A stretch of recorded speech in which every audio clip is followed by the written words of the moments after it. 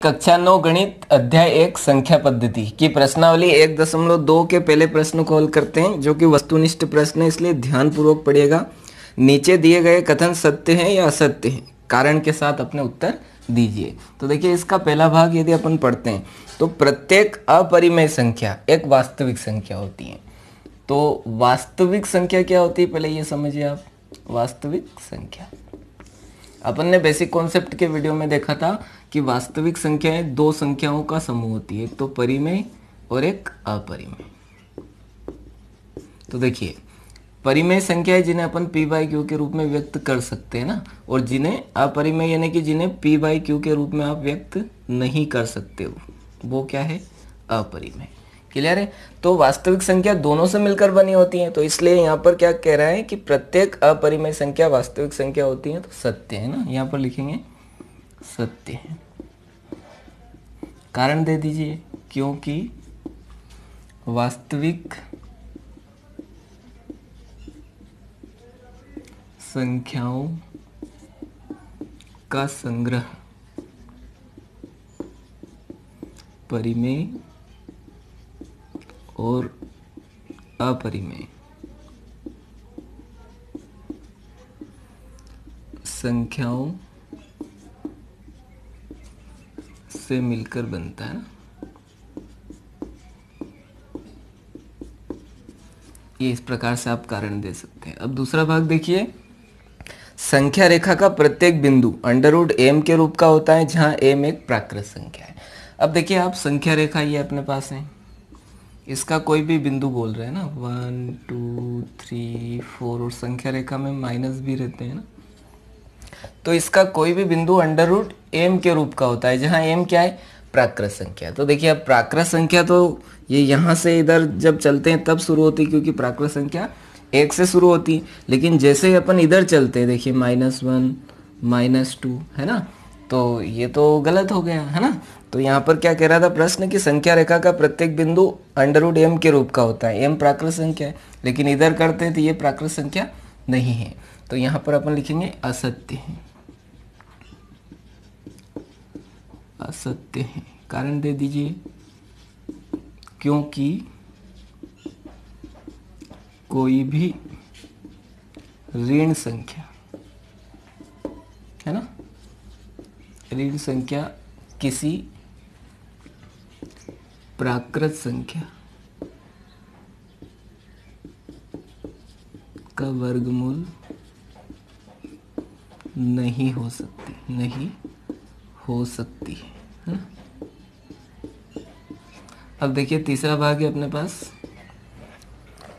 प्रत्येक वास्तविक संख्या एक अपरिमेय होती है। अब देखिए, वास्तविक संख्या में दोनों प्रकार की संख्याएं आती है। अपन ने देखा परिमेय में जैसे कुछ भी बटे वाली संख्याएं भी आ जाएगी, 2 भी आ जाएगा, 3 भी आ जाएगा, 0 भी आ जाएगा, है ना, ये इस प्रकार की परिमेय ने। अपरिमेय में √2 √3 पाई है ना, ये सब क्या है, अपरिमेय।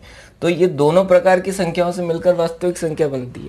लेकिन कंडीशन क्या है यहाँ पर, प्रत्येक वास्तविक संख्या एक अपरिमेय। तो ये तो गलत हो गया, क्योंकि ये तो परिमेय भी होता है और अपरिमेय भी होता है। जैसे अपन दो ही उदाहरण ले लें, दो क्या है, परिमेय, और वो क्या बोल रहा है, क्या परिमेय होती है, तो असत्य है ना। तो यहाँ पर लिखेंगे असत्य है, क्योंकि दो एक वास्तविक संख्या तो हैं, परंतु अपरिमेय नहीं। क्लियर है। तो ये इसका कारण हो गया। अब अपन प्रश्न क्रमांक 2 देखते हैं। ये दूसरा प्रश्न है आपके पास, क्या सभी धनात्मक पूर्णांकों के वर्गमूल अपरिमेय होते हैं? यदि नहीं, तो एक ऐसी संख्या के वर्गमूल का उदाहरण दीजिए जो एक परिमेय संख्या है। तो सबसे पहले तो मैं आपको पूर्णांक बता देता हूँ, पूर्णांक जिसको अपन ने z से प्रदर्शित किया था, है ना। तो आपको पता है पूर्णांक में -1, ये माइनस वाली संख्याएं भी होती हैं, -3 -2 -1 0 1 2 3 है ना, ये इस प्रकार से ये पूर्णांक है ना। तो यहाँ पर क्या बोल रहा है, केवल धनात्मक पूर्णांक, ध्यान रखिए आप, धनात्मक पूर्णांक, यानी कि इनकी बात हो रही है 1 2 3 4 5 ये इस प्रकार से। तो क्या बोल रहा है, क्या सभी धनात्मक पूर्णांक के वर्गमूल अपरिमेय होते हैं? तो देखिए इनका वर्गमूल करके देखिए आप, 1 का वर्गमूल 1, देखिए ये क्या हो गया, एक परिमेय संख्या हो गई। 2 का करेंगे तो 2, 3 का करेंगे तो ये भी √3 रहेगा, लेकिन 4 का जब आप करोगे तो ये बाहर निकल के क्या आ जाएगा, 2, जो कि क्या है, एक परिमेय संख्या। तो ये क्या हो गया, असत्य है ना। तो क्या पूछ रहा था, क्या सभी धनात्मक पूर्णांक के वर्गमूल अपरिमेय होते हैं? तो यहाँ पर लिखेंगे अपन नहीं होते, है ना, नहीं। यदि नहीं तो एक ऐसी संख्या के वर्गमूल का उदाहरण दीजिए जो एक परिमेय। तो इसका दे दीजिए, इसका दे दीजिए, 9 का दे दीजिए ना, √9 करेंगे तो भी बाहर निकल के कितना आ जाएगा, 3, है ना। तो यहाँ पर लिखेंगे नहीं, क्योंकि √4 बराबर 2, जो कि एक परिमेय संख्या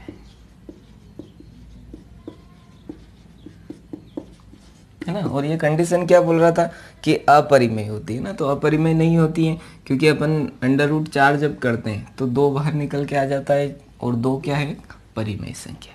क्लियर है। अब अपन प्रश्न क्रमांक 3 हल कर। देखिए प्रश्न क्रमांक 3 है अपने पास, दिखाइए कि संख्या रेखा पर √5 को किस प्रकार निरूपित किया जा सकता है। तो देखिए इसको निरूपित करने के लिए आपको स्केल, प्रकार और डी की आवश्यकता लगेगी ना। तो देखिए सबसे पहले आपको क्या करना है कि संख्या रेखा बना लेना है ना, क्योंकि संख्या रेखा पर अपने को स्थान निर्धारित करना है। तो देखिए मैं संख्या रेखा बना लेता हूं। तो ये इस प्रकार से आपको संख्या रेखा बना लेना है। इसके बाद जैसे मैं यहाँ पर 0 ले लेता हूँ, है ना। 0 लेने के बाद आपको क्या करना है, प्रकार को एक बार फिक्स खोल लेना है, जैसे मैंने इतना खोल लिया। इसके बाद इसको डिस्टर्ब नहीं करना है, क्योंकि अपन समान लंबाई के चाप लगा लेते हैं ना, जो कि 1 इकाई के बराबर होंगे। तो देखिए यहाँ पर रखा मैंने 0 पर और एक चाप लगाया, फिर इसको उठाकर यहाँ पर रखा और एक चाप लगाया, फिर इसको उठाकर यहाँ पर रखा, ये एक चाप लगाया। क्लियर है। अब इनको अपन देखिए यहाँ इधर प्लस में रहती है संख्या 1, 2 और ये 3, और आप चाहें तो इधर माइनस में भी ले सकते हैं ना, और नहीं भी लेंगे तो कोई प्रॉब्लम नहीं, क्योंकि इधर अपने को आवश्यकता नहीं है। इधर हो गया -1। इतना क्लियर है। अब इतना करने के बाद आपको देखना है कि हमें √5 का स्थान निर्धारित करना है ना। तो देखिए थोड़ा सा दिमाग लगाइए, क्योंकि जब 4 रहता है तो बाहर निकल के क्या आ जाता है, 2। तो यानी कि इसका मान जो आएगा वो 2 से बड़ा ही आने वाला है। इसलिए आप क्या कीजिए, यहाँ से यहाँ तक की दूरी क्या ले लीजिए, 2 इकाई, है ना। देखिए कैसे, 1 इकाई ये, 1 इकाई ये, कितनी इकाई हो जाएगी, 2 इकाई ले लीजिए। या फिर आप क्या कर सकते हैं, जैसे पहले अपन ने बनाया था, 1 पे बनाया, फिर √2 और √3 का बनाया था, इससे आगे √4 और फिर √5 आ जाएगा, वो भी सही है, लेकिन थोड़ा बड़ा जाएगा। तो ये थोड़ा सा आपको ध्यान रखना है कि √5 का मान 2 से बड़ा ही आने वाला है ना। तो इसलिए अपन क्या कर रहे हैं कि आधार जो है वो 2 इकाई ले लेंगे। देखिए ऐसा भी कर समझ सकते हैं आप कि √5 को मैं लिख सकता हूँ 2 की घात 2 प्लस 1 की घात 2, है ना। तो ये किसके बराबर हो जाएगा, देखिए 2 दूनी 4 प्लस 1, है ना, हो जाएगा √5। इसलिए पाइथागोरस प्रमेय जब अपन लगाएंगे तो ये बिल्कुल सही रहेगा।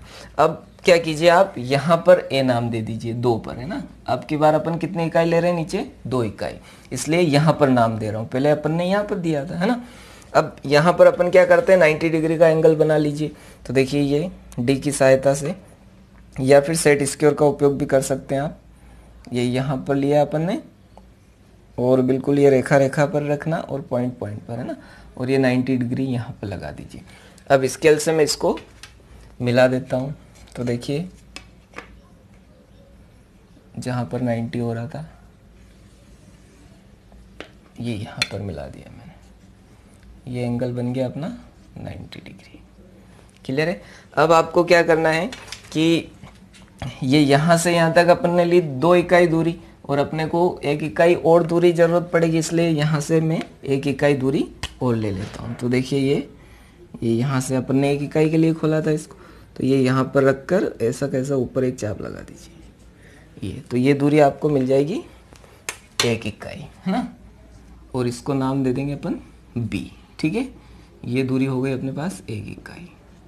अब क्या करेंगे अपन, o से b को मिला देंगे। ये देखिए यहाँ से यहाँ तक, ठीक है, ये o से b को मिला देता हूँ मैं, ये इस पर। तो अब देखिए ये बन गया समकोण त्रिभुज। तो अब देखिए इसकी लिखावट यहाँ पर लिखेंगे अपन, संख्या रेखा पर एक बिंदु ओ लिया है ना, ये इसको ओ नाम दे दीजिए। अब अपन ने क्या किया, ओ ए बराबर 2 इकाई दूरी ली है ना, ओ ए बराबर 2 इकाई दूरी ली, तथा क्या है, ए बी लंब है ओ ए पर, तथा ए बी लंब है ओ ए पर, या समकोण है ओ ए पर, है ना। तो ये देखिए यहाँ पर समकोण त्रिभुज बन गया, तो अपन पाइथागोरस प्रमेय लगा लेंगे। तो यहाँ पर लिखेंगे समकोण त्रिभुज ओ ए बी में, ओ ए बी में पाइथागोरस प्रमेय द्वारा। अब आपको पता है पाइथागोरस प्रमेय क्या होती है, कर्ण का वर्ग अन्य दो भुजाओं के वर्गों के योग के बराबर होता है। तो अब देखिए कर्ण अपने पास ये है ना, लंब ये है और आधार ये है। तो कर्ण का वर्ग, कर्ण यानी कि ओबी का वर्ग, तो ओबी का वर्ग बराबर लंब का वर्ग ले लीजिए आप, ए बी का वर्ग प्लस आधार का वर्ग यानी कि ओ ए का वर्ग। अब यहाँ पर मान रख दीजिए, देखिए ओ बी, तो ये तो अपने को निकालना है, ए बी अपने पास 1 इकाई है और ओ ए कितना है 2 इकाई। तो ये हो जाएगा ओ बी स्क्वायर बराबर 1 की पावर 2 1, 2 की पावर 2 करेंगे कितना हो जाएगा 4। तो देखिए ओ बी स्क्वायर बराबर अपने पास ये हो गया 5। अब यहाँ से वर्ग हटेगा तो वर्गमूल चढ़ा दीजिए, तो ओ बी बराबर √5। तो ये यहाँ से यहाँ तक की दूरी जो अपने पास आई, ये ओ से बी की, ये क्या आई √5। क्लियर है। अब ये दूरी √5 है, तो इतना ही प्रकार अपन खोल के इधर चाप लगा लेंगे, तो वो दूरी भी अपने पास √5 आ जाएगी। देखिए किस प्रकार से, ये यहाँ ओ पर रखा अपन ने इसको, ये यहाँ पर रखा और इसको मैंने खोला बी तक, ये इतनी दूरी कितनी है √5। तो इसको अपन ऐसे ही चाप लगा लेंगे ना, ये यहाँ पर,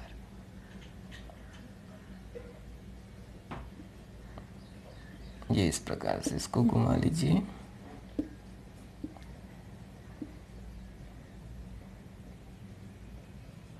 ये यहाँ पर, तो ये यहाँ की जो दूरी आपको मिलेगी, ये वाली दूरी, ये मिलेगी √5। इसको नाम दे दीजिए बिंदु P। क्लियर है। तो यहाँ पर अपन लिख देंगे, अतः संख्या रेखा पर बिंदु P √5 का स्थान निर्धारित करता है। अब देखिए इसमें एक प्रश्न और है, कक्षा के लिए क्रियाकलाप है, वर्गमूल सर्पिल की रचना कीजिए। तो देखिए अपन ने जिस प्रकार से कुछ उदाहरण आपने देखे होंगे, जैसे अपन ने √2 का स्थान निर्धारित किया था, √3 का किया था, उसी प्रकार से ये सर्पिल बनेगा, है ना। तो देखिए यहाँ पर 1 इकाई दूरी लेना है आपको, फिर इधर 1 इकाई 90 डिग्री का एंगल बनाना है, फिर 90 डिग्री का एंगल बना के 1 इकाई, फिर 90 डिग्री का एंगल बना के 1 इकाई, फिर 90 डिग्री का एंगल बना के 1 इकाई, है ना। ऐसा पूरा बनेगा, ठीक है। तो ये आप घर पर कीजिएगा, ठीक है। धन्यवाद।